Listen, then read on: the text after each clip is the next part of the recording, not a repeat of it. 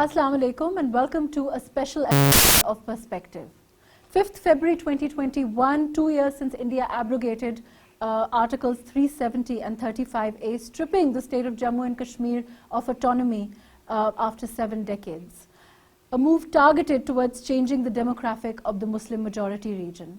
Unfortunately, very sadly, things remain unchanged even today. The region itself has been infused with tragedy. Does the future hold more bloodshed for the Kashmiris? With a view to voicing the struggle of the Kashmiri brethren, we sat down with the 27th President of Azad, Jammu and Kashmir to talk about the efforts of Pakistan and the global community towards voicing the struggle of the Kashmiris. Thank you so much for joining us today, Mr. President. It's a pleasure to talk to you. Has there been any change in the situation in Jammu and Kashmir after 2 years now? How do you see the situation as of today? Of course, there has been rapid change in the Indian-occupied Jammu and Kashmir, but before I respond to your question, I want to highlight that today is an important day, a momentous day, in fact, a symbolically very important day. It is the day when the people of Azad Kashmir, the people of Pakistan and Kashmiris and Pakistanis all around the world express their unequivocal and strong solidarity with the people of the Indian-occupied Jammu and Kashmir.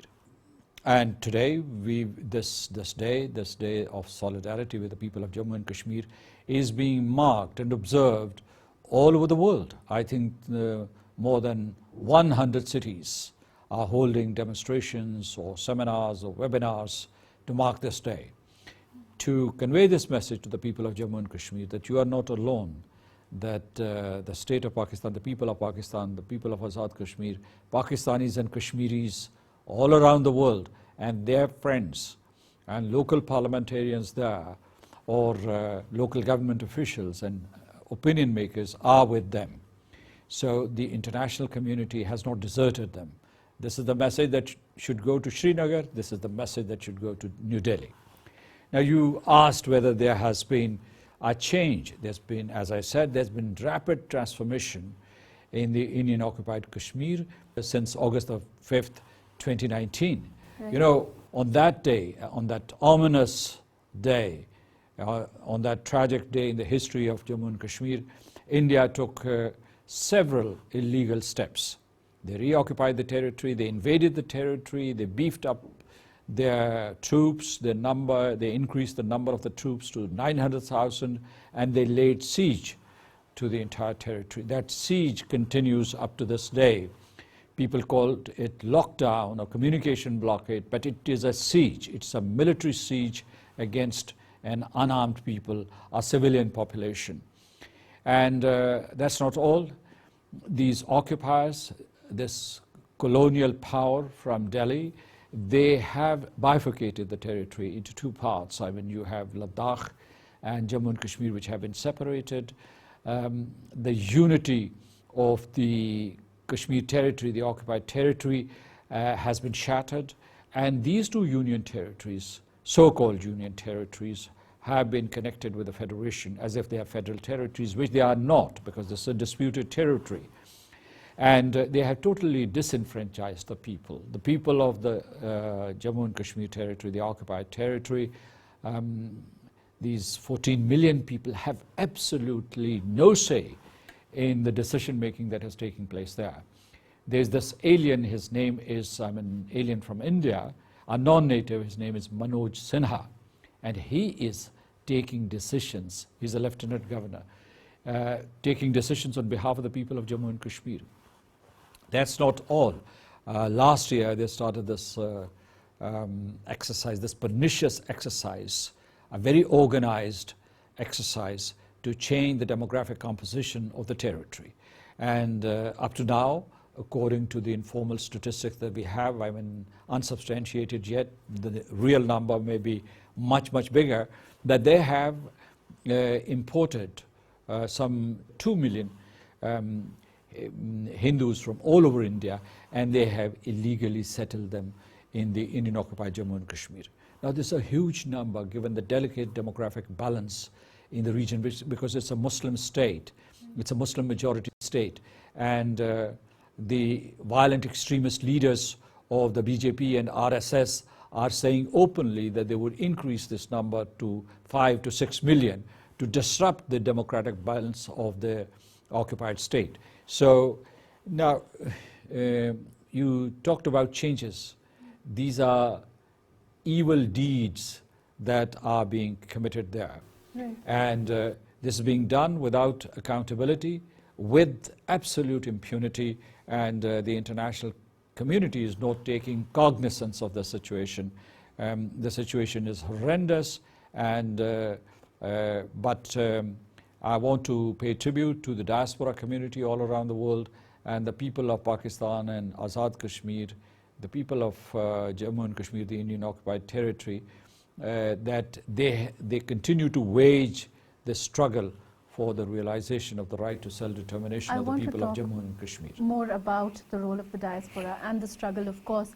But Modi's government's atrocities continue unchecked at this point. And this was all part of Modi's plan. In fact, it was part of the manifesto. Do you think that this is, I mean, of course, it was anticipated in that sense of the word? It was anticipated, it was planned. In fact, the Bharatiya Janata Party included their intent and their plans in their electoral manifestos in 2014 and also 2019. So it was an open secret that they were about to do this. So, and they made elaborate plans. I would say that from 2014 to 2019, they made very meticulous and multidimensional preparations to commit these crimes. When the ground was prepared, they struck. They struck in 2019, and they unleashed their aggression on many fronts. They staged this fake terrorist attack at Pulwama. They attacked Pakistan. They crossed into the territory of Pakistan and offloaded some payload here. And they said that they had hit a target or terrorist training camp, which was a falsehood, complete falsehood. And they incited hatred against Muslims and Kashmiris, and on that basis, they won the elections, 2019 elections. I would call them illegitimate mandate because it's based on hate against Muslims and against Kashmiris. And so this was anticipated, I would say, and but the fact is that we've been warning the world since 2014 that this is going to happen, but the world did not lift its finger to stop India or to admonish India or to restrain it, because India is behaving like a rogue state. Despite its size and despite its status as an emerging economy, it has trampled all the laws, international law, international humanitarian law, and international human rights law. So what is happening is that, yes, the question to your answer is that we knew it beforehand, right, and they had made it public. How effectively has the BJP government worked to silence the voice of Kashmiri leaders and also used leaders to build up their own counter-propaganda also? They have absolutely no traction in the Indian occupied Jammu and Kashmir. As a matter of fact, I mean, the real leadership, the genuine leadership there, the Hurriyat leadership is not with them. Right. Despite their despotism, despite the despotism of the occupation forces and occupation authorities, Kashmiris have not endorsed India's point of view or India's occupation. They have not legitimized it by their support. Not at all. As a matter of fact, the supreme leader of Kashmir, Sayyid Ali Gilani, he is incarcerated, so is Mirwais Umar Farooq. Other Kashmiri leaders, Yasin Malik is in Tihar jail, Shabir Shah, Musarrat Alam Bhat, Ashraf Sahrai, they are all in prisons, and they have rejected India's writ, their rule, and their narrative. As a matter of fact, Narendra Modi in 2019 said that he was invading Kashmir to develop it, to move it towards economic development and prosperity. But that was the biggest lie one could ever imagine. So And then you have Asya Indrabi, for instance, a lady in her 60s who is in Tihar jail, and she is threatened with dire punishments, including probably execution. So Kashmiri leaders, they are not with them, nor are the people, because the people of Kashmir reject India's rule, because this is an unnatural relationship. This was an unnatural relationship before August the 5th, 2019. It has become even more unnatural after the fresh spate of human rights violations and crimes against humanity. Now let me tell you that the second part of your question is that whether there have been propaganda, they've been used to whether they have been successful in enlisting the support of the Kashmiris. Right. No, as a matter of fact, I mean, they had already sidelined their own loyal leaders, loyalists, like Farooq Abdullah, Umar Abdullah and Mehbooba Mufti, who had been doing India's bidding year after year, decade after decade. So they were also marginalized. And now they have started, because they do not have support of any mainstream leader. So what they have done is that through these local elections, local bodies elections, they have tried to create and craft a new political class. Nobody accepts them. People see them as traitors and stooges. And they are just India's underlings, and follow their commands, follow the command of New Delhi or of the occupation forces in Srinagar. This barbaric treatment is of course extended to younger boys with no weapons, and they've taken it upon themselves to fight this largest army in the world? Yes, you know, surprisingly, and not so surprisingly, because that's the truth, Director General of Police in Srinagar, Dilbagh Singh, from time to time, he says that the total number of militants, they call them militants, we call them freedom fighters, is 250. So 250 boys, young boys who fled their homes because of persecution and because of cruel treatment of occupation forces to their families. They have fled, and I mean, they have their hideouts probably in forests or remote valleys. And they say that Dilbagh Singh says that their number is 250. And he says that out of those 250, they always boast about it, that they have already eliminated 100 militants. And what is the number that is left? 150. 150 boys fighting 900,000 troops, armed to the teeth. One of the biggest armies, one of the strongest armies in the world. And one of the biggest concentration of troops since Second World War you would see in the occupied territory. So it is not symmetrical at all. So these are not militants, and this is not an organized resistance. Why? Because there's this line of control between India and Pakistan, or the Azad Kashmir in the Indian occupied Jammu and Kashmir, and there India has created this very, very tall, thick fence which you can't cross, and it is electronically surveilled. Any movement is registered there. And second thing is that there is no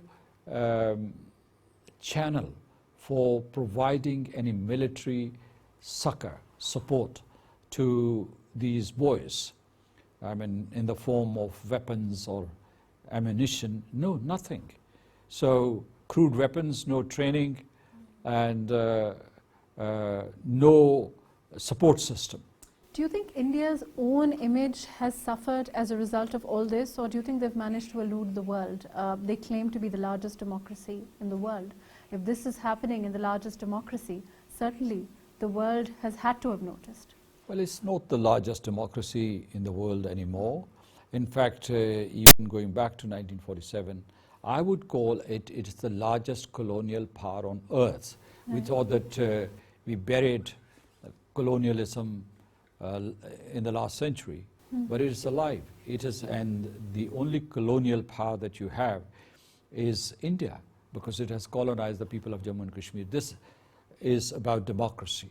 But then, how can you be a democracy when you have totally disenfranchised the people of Jammu and Kashmir? And these are 14 million people who do not exercise their own will in an election. Right. So, the second part of your question, whether they have been able to delude the rest of the world or deceive the rest of the world to some extent. My own hypothesis is that the world knows about India's crimes, whether it is Washington or Brussels or Tokyo or Beijing or you name any capital in the world, or New York or Geneva, everybody knows about their crimes. But all these nations, particularly the Western nations, they are looking the other way because of realpolitik and because of their vested interests. So I think this is a bigger crime than not knowing at all about a situation. So they are silent, these powers, instead of making decisions, instead of intervening in Kashmir and saving the people of Jammu and Kashmir from the scourge of devastation and annihilation. What they're doing is that they're making these neat calculations about their economic benefits and their strategic advantage vis-a-vis China, because they think that China is their rival. So I don't think that India has succeeded in deluding the world or misleading the world. What is happening here, the bigger tragedy is that the world knows and does not act. Recently, a statement came out of the UN that indicates that they are cognizant of the fact that this can potentially have ramifications for our region, considering that both India and Pakistan are nuclear nations. But is that likely to go further, in your opinion? You see, this is a statement issued by the United Nations Secretary General Antonio Guterres. And thank you, Mr. Secretary General, for issuing that statement. But is this enough? He has a special representative on combating genocide. Why is he not in Delhi or Islamabad and Srinagar and Muzaffarabad to observe the situation? Why hasn't the Secretary General written to the President of the Security Council to have an extensive open debate on the situation in Jammu and Kashmir, particularly in the occupied territory? Why hasn't this President of the Security Council or the Security Council as a body, as one body, as responsible for maintenance of peace and security in the world, why hasn't it moved? So these periodic statements from time to time, they are not enough. This was the first press briefing of the United Nations Secretary General. We were speaking about the statement of the Secretary General of the UN, but what about bodies like the OIC, EU? Do you think they've played an effective role in censuring India at all? First, let's talk about the Organization of Islamic Cooperation. In fact, recently, a couple of months ago, a ministerial conference of the OIC was held, which adopted and released a very strong resolution on Jammu and Kashmir, listing all the crimes against humanity being committed by India and its occupation authorities in the occupied territory. Now, we're grateful to the OIC for doing that. And OIC also has a Human Rights Commission, and that body has also been chronicling and condemning and denouncing the actions being taken by India since August the 5th, 2019. Right. We're grateful to them. But there are more expectations of the Kashmiris and Pakistanis from this organization. They think that it should do more, that it should lobby with the United Nations Secretary General or with the UN Security Council or the UN General Assembly or at the Human Rights Council. It should be more active. We're working with them. There's a new Secretary General, and I'm sure that we would be able to upgrade the efforts of the OIC. India is neuralgic about the activities of the OIC, and therefore I don't know whether you noticed that or not. When we were going to Niamey to attend the ministerial conference there, India issued a fake story saying that the issue of Jammu and Kashmir had been expunged from the agenda of the ministerial conference. This was a lie, and the Kashmir issue was strongly reflected in the communique. Also, a resolution was passed. In fact, Special Envoy on Kashmir, OIC Special Envoy on Kashmir, had visited Muzaffarabad and Islamabad, and his statement was also released and circulated to the delegates of that conference.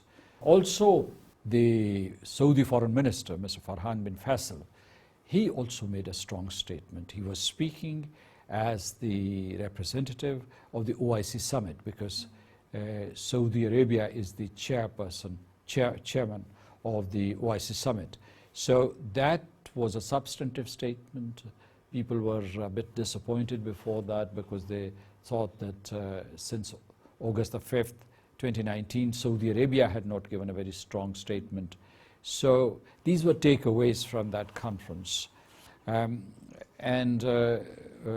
are 57 countries which are aligned with the people of Jammu and Kashmir in Pakistan, and that's a big plus for us.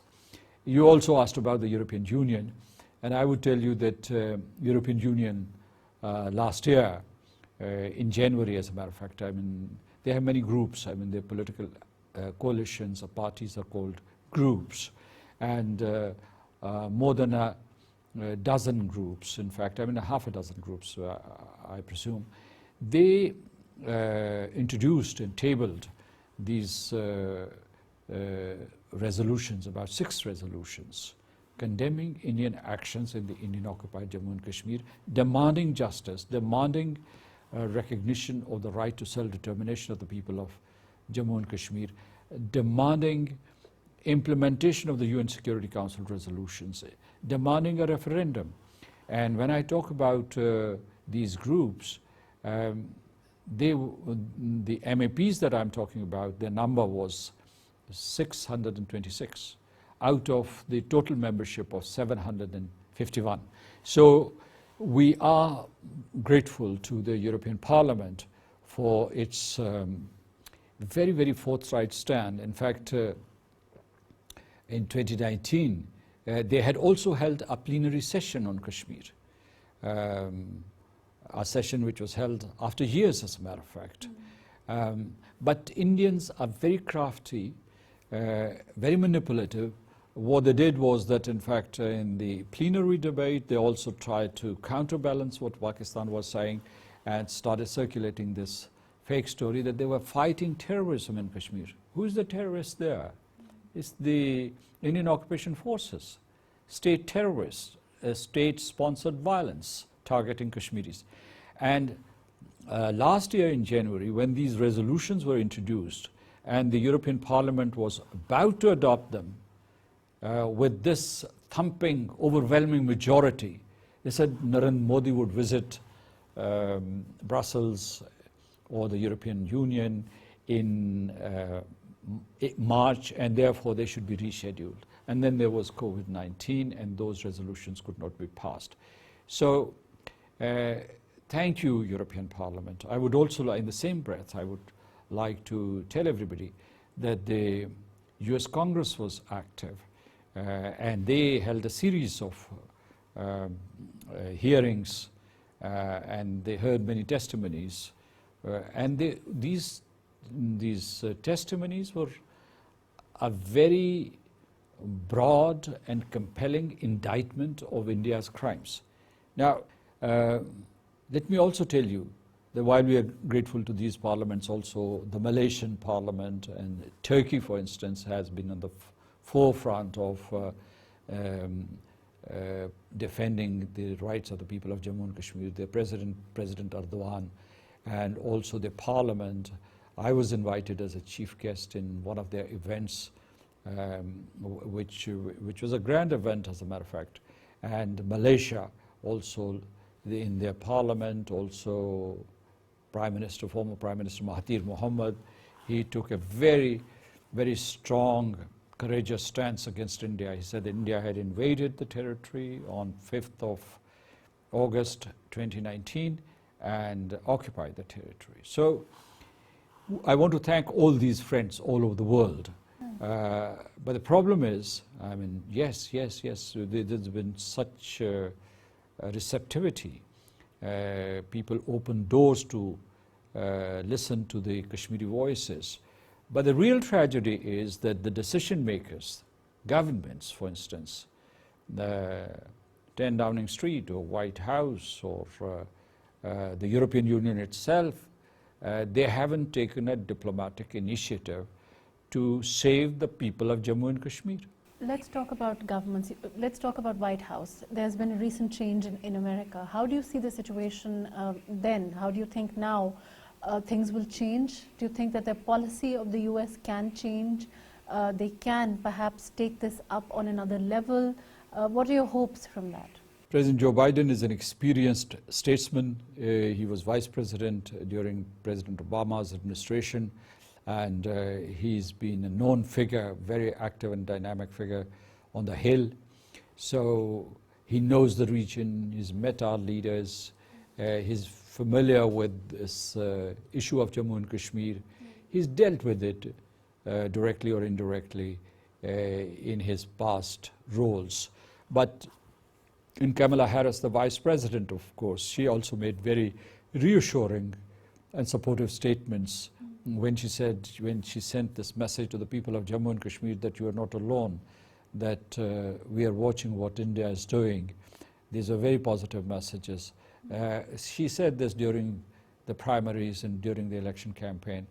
So, but at the same time, I would say that it's very difficult for an incumbent president or a vice president to play the role of a mediator. Right. You have to get some impartial statement, because the United States has relations both with India and Pakistan. So it can't show, when you're mediating, you have to be equidistant, you have to be impartial, you have to be a good faith ambassador. So it is very difficult for an incumbent president to play that role. But what the United States can do is to nudge the Security Council to move in the right direction, because after all, these resolutions of the Security Council are there, they have to be implemented, and they are part of international law. I think that you can't just set them aside.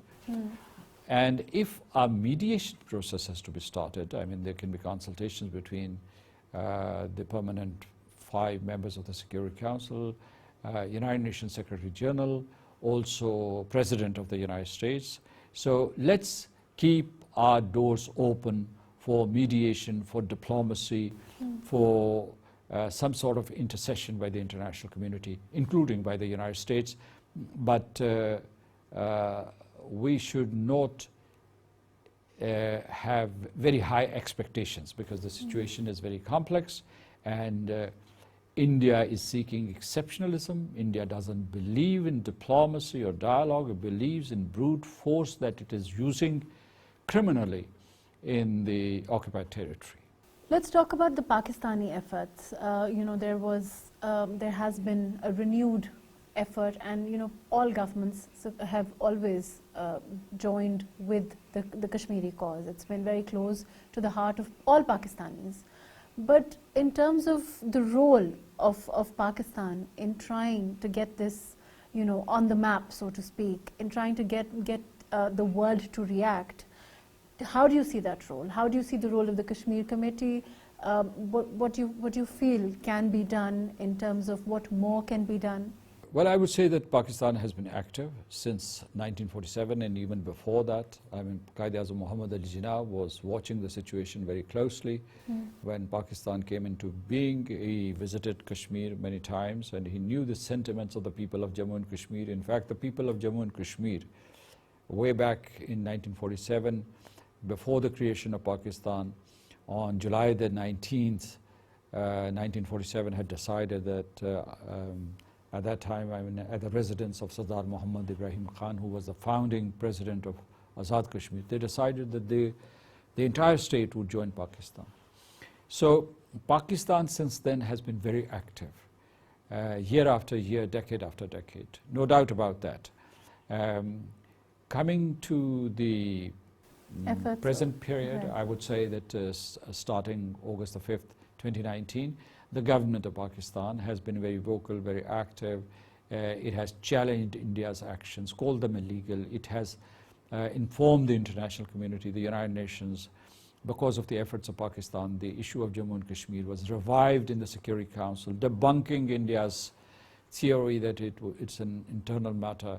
Kashmir is an internal matter of India, or at best it is a bilateral matter between India and Pakistan, because it was discussed, as you said, in London, and it was discussed in the Security Council and in the European Parliament. If it's an internal issue or a bilateral issue, why is it being discussed in all these international forums? So Pakistan government has been very active, particularly in the months of August, September and October 2019. But after that, there has been this gradual distraction because of other developments all over the world, and because of some internal dynamics also.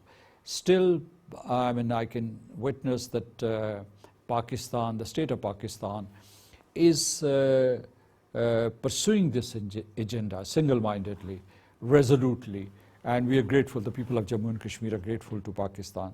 I would also say that we should help and support all the institutions which are working directly on Kashmir. Right. The Kashmir Committee, the Parliament of Pakistan, the National Assembly, the Senate, also the executive branch of the government. Now you have scores of think tanks in every city who are working on Kashmir, and there's this new awareness, there's this new passion to work on Kashmir and liberate the people of Jammu and Kashmir. So we should join hands, close ranks, and make an impact, because the window is open for that kind of role for the guardians of the rights of the Kashmiris. You talk about joining hands, you talk about a joint movement towards it. How do you feel in terms of political unity? You know, there are, like you said, a host of internal, external issues confronting Pakistan.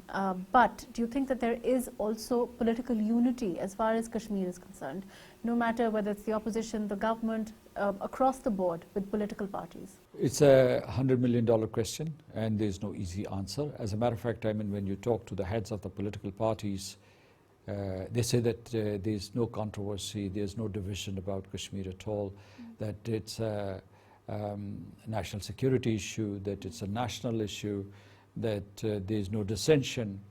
And the Parliament also, the National Assembly also, has passed resolutions, unanimous resolutions, supported by all the political parties. But I would add that we need to do more. We need to forge unity and demonstrate it. I mean, all the political parties, either through an all-parties conference or through behind-the-scenes meetings or first or second-tier leadership of these political parties, they have to develop a common platform on Kashmir. And that platform should not be abstract and general or generalized. It should have a roadmap. And that roadmap should have a to-do list, because the doors are open for that kind of outreach. And don't fritter it away. Don't waste it. What you can do today, you won't be able to do tomorrow, I'm afraid. Right. So I think that time is of the essence, and therefore we should move fast. Here is an opportunity. While India's crimes have reached their zenith, the opportunity for us is also great, and therefore we should mobilize all our resources and try to save the people of Jammu and Kashmir from total annihilation. Do you think that the pace of the movement, like you said, there should be a clear roadmap that the government of Pakistan should have as far as Kashmir is concerned, as far as voicing the struggle of the Kashmiris is concerned? Do you think that briefly we saw an impact all over the world? We saw international media pick up the issue of Kashmir in a way like never before. But unfortunately, other issues emerged, COVID happened, things seem to now have settled in a way that perhaps is not great for the Kashmiris at this point. You know, Kashmir is the elephant in the room. Right. Whether it is being covered or not covered, it is the most sensitive, it is the most vociferous issue in the world, which threatens international peace and security Right. if left unresolved. So, yes, there was this spike in media coverage that we saw in the immediate aftermath of August the 5th, 2019, but everybody knows, every capital knows that Kashmir has to be addressed one way or the other. Some of them do not touch it because they think that if they move towards the resolution of the Jammu and Kashmir issue, complications might increase, and therefore some of them, I mean the decision makers, they have adopted a hands-off policy. But they know that Kashmir is a tinderbox. As a matter of fact, it can be a trigger for a conventional war or even a nuclear war between the two countries. And if there's a nuclear war between India and Pakistan, that would be disastrous, not just for this region, but for the entire world. So I think that the world realizes the precarious situation that Kashmir presents, but we do not have the collective political will to resolve it or to wrestle down this monster of Hindutva and extremism, violent extremism in India. In fact, they are feeding it by not fulfilling their own obligations, but by not confronting India that what you're doing is unacceptable. Right. So I think that this kind of negligence must be rectified. Right. Your message for the people of Pakistan in terms of what more can be done to voice the struggle for the Kashmiris? Today is my message for the people of Jammu and Kashmir, that you are the bravest people on the face of the earth. Other nations in Africa, in Latin America, or in Asia last century, they got their independence and they got decolonized, but they had arms. I mean, some were peaceful movements, but many others were violent clashes. And there, people had weapons. Here in the Indian occupied Jammu and Kashmir, people do not have arms. Unarmed, most of them non-combatant, as a matter of fact, waging a peaceful struggle, have successfully resisted the imperial force of India, the imperial forces of India, and I salute them. I pay tribute to them, to the mothers, sisters, these young girls and boys, people of all ages, young men who are being gunned down every day. My heart goes out to them. I just want to assure them that on this day, we want to say it again, reiterate it again, that our heart too bleeds when they suffer. And we will be there for them till our last breath. And we will cross any frontier to defend their rights. We are with you. The second is to you said that the people of Pakistan, Right. I think that my message to the people of Pakistan, particularly to youths, is don't lose heart, don't be despondent. The challenges are daunting, but say it with full conviction that we will triumph because our stance is righteous. Our stance is righteous and we will triumph, and India will be defeated because it is propagating and practicing hatred and violence. It will be defeated. Right. Thank you so much for joining us. Thank you for your time. Let's hope that the plight of the Kashmiris is registered, they get their freedom, and of course Pakistanis stand with the Kashmiris. They have always stood with their Kashmiri brethren, and we all, like you said, our hearts bleed with the Kashmiris. Thank you so much for joining us today on Perspective.